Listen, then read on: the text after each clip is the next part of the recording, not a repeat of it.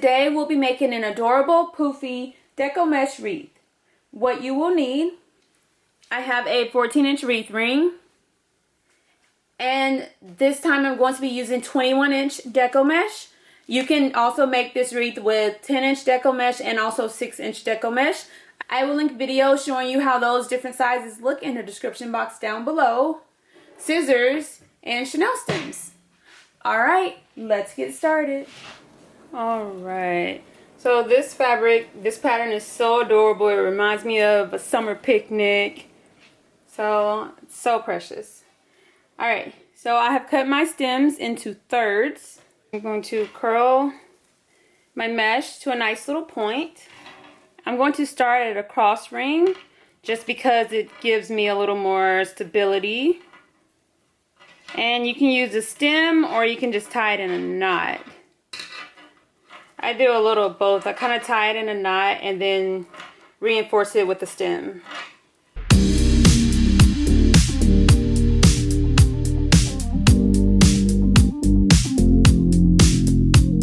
Alright, so once you have your starting point, you're going to pull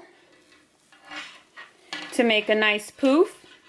Now the size of the poof, that is completely up to you. Just make them as large and as poofy as you want them to be, or if you want them smaller and tighter, you can do that as well. Just try to make them as uniform as possible. And I'm going to take my third of a stem and twist it around the inner two rings.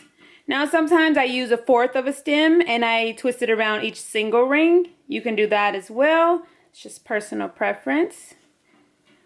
Alright, and then tuck it away. Get a nice cute little poof there. I'm going to make another, pull and make a poof.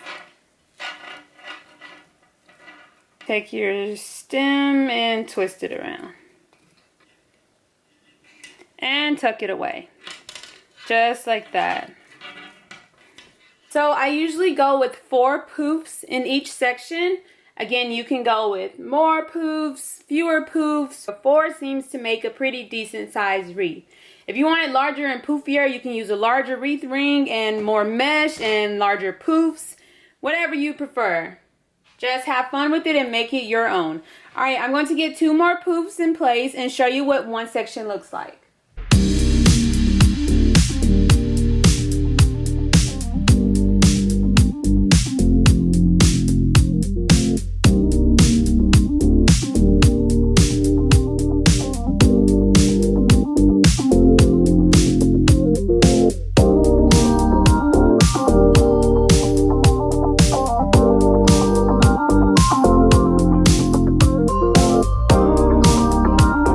Come to the 4th poof, I like to take my stem around the cross ring, kind of like how I did at the beginning, just to kind of add a little stability in between the sections, and then tuck it away. So this is what the section looks like. I have my 4 poofs, and the last poof I tied to the cross ring. Alright, one section nice and poofy.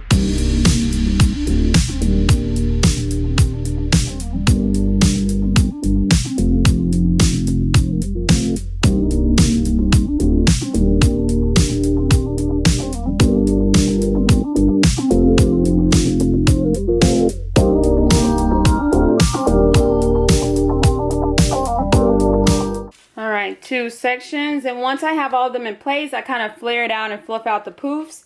So I'm going to continue adding poofs all the way around my wreath, and then we'll come back and fluff and flare out all of our poofs. So this is 2 sections. It looks thick and poofy already, but if you want to go bigger, hey, go for it.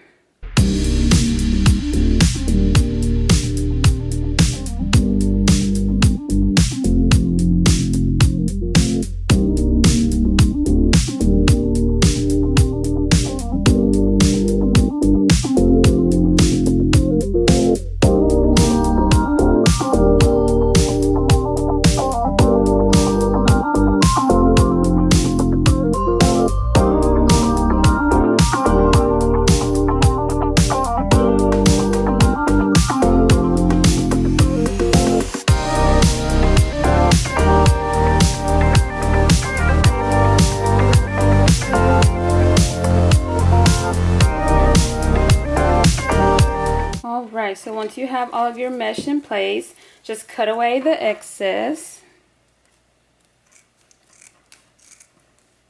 And then I just kind of tuck it away because it's not going to be visible.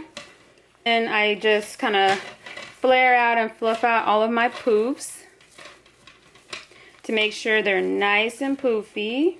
Again, I went with 4 poofs in each of my 6 sections. And it makes a pretty decent size wreath. You can go with more, less. You can use a larger wreath. This is a 14-inch wreath ring. I have used the 21-inch mesh on an 18-inch wreath ring, and it looks really good as well. So just go with whatever you prefer. But it's so cute, poofy, and easy to make. You can add in any additional embellishments you'd like. You can leave it just like this. You can kind of push it outward and add an adorable little sign to the center. You can add a bow to the front. I do have a little mesh left over, so I could have an adorable little bow. 3 pieces. I'm just going to fold it in half like this. And I'm going to do the exact same with my other 3 pieces. Fold them in half. So I have 2 halves, and I'm just layering them one on top of the other. Scrunch it together, and then I'm going to tie it together with the stem. Using a full stem to tie it together because I want to make sure it's nice and secure. Really, really tight. Like that. And it makes a nice poofy bow. You could leave out a piece to make, you know, the tails of the bow if you choose to do so. But this wreath is so poofy that I just wanted to have just a bow, you know, for the very top.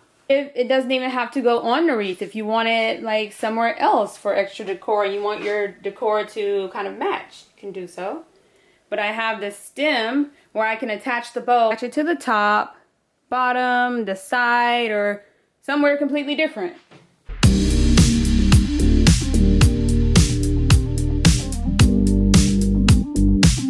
The possibilities are endless. Just have fun with it and make it your own.